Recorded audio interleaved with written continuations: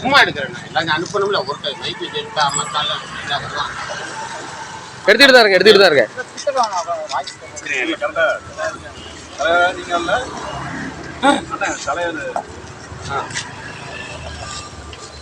நம்ம தொடர்ந்து ஒரு 10 ஆண்டு காலமா அந்த பாதை பிரச்சனை பத்தி நீங்க பேசிட்டு இருக்கீங்க.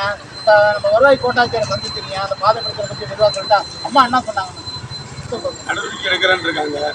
கடந்த 5 ஆண்டுகளாக விவசாயம் செய்வதற்கு தடையாக இருக்காங்க. கவர்மெண்டுடைய ரோட்டை சாலையை அது உப்பு சாலைன்னு பேர் ரெவன்யூவில் இந்த உப்பு சாலையை வந்து என்ன பண்ணுறாங்க, அவங்க கௌசல்யாவும் கிருஷ்ணமூர்த்தியும் மண் வெட்டுறாங்க. அவங்கள கைது செய்யணும், நடவடிக்கை எடுக்கணும் சட்ட ரீதியாக அப்படின்னு சொல்லி அம்மாட்ட சொல்லியிருக்கோம். இன்றைக்கி வந்து பட்டாச்சாரி அனுப்பி இடத்த ஆய்வு பண்ண சொல்லியிருக்காங்க. அதனால் நாங்கள் நடத்த இந்த போராட்டத்தை திரும்ப பெற்று கொண்டுக்கிட்டோம். நல்லதே செய்வார் என்று நம்பிக்கையோட இந்த போராட்டத்தை முடிச்சுக்கிறோம். அது குற்றவாளிகள் இதுவரையும் இல்லை யார்கிட்ட எத்தனை ஆண்டு காலமாக மனு கொடுத்துருக்கு? முதல்வர் வரைக்கும் கொடுத்துருக்கேன். கலெக்டர், முதல்வர், ஆர்ஐ, தாசில்தார், வட்டாட்சியர், கோட்டாட்சியர் எல்லாருக்குமே கொடுத்துருக்கோம். அதுக்கும் காவல் நிலையத்திலேயே புகார் மனு அளிச்சிருக்கோம். இந்த நடவடிக்கை அவங்க மேலே எடுக்கலை.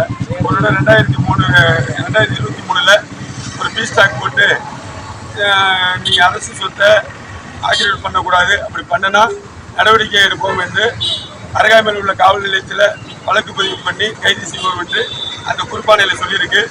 நாங்கள் அது சம்பந்தமாக 12/11 தேதி இந்த மாதம் மதுக்கூர் காவல் நிலையத்தில் ஒரு வழக்கு அவங்க மேலே 20 மேலே வழக்கு கொடுத்துருக்கோம்.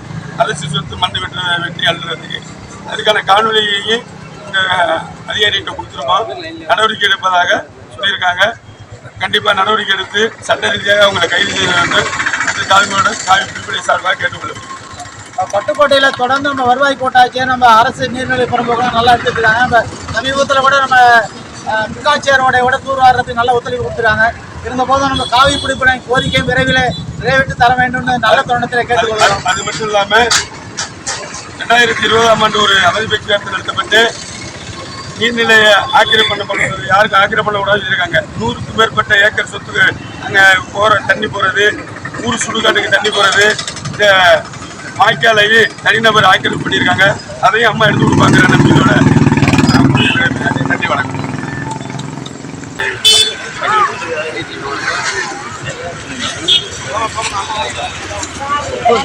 நீர்நிலை பாதுகாப்பு பற்றி அரசாங்கம் நல்ல ஒரு திட்டங்கள் இருந்தாலும் கூட முதலமைச்சராக நம்மளுடைய கலைஞர் அவர்கள் இருந்தபோது நீர்நிலை பாதுகாப்பு குறித்து நிறைய சட்டங்கள் ஏற்றிருக்கின்றது.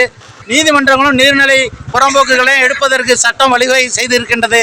அந்த வகையிலே நம்மளுடைய வருவாய் கோட்டாட்சியரும் இந்த பகுதியிலே இருக்கின்ற நீர்நிலை ஆக்கிரமிப்பு மட்டுமல்ல நம்ம காவி புலிப்படையின் கோரிக்கையும் ஏற்று நடவடிக்கை எடுப்பார் என்ற நம்பிக்கையோடு உங்களிடம் விடைபெறுவது ஸ்ரீ ராமராஜன் யூடியூப் செய்தி சேனலுக்காக உங்கள் ஆதி மதனகோபால்.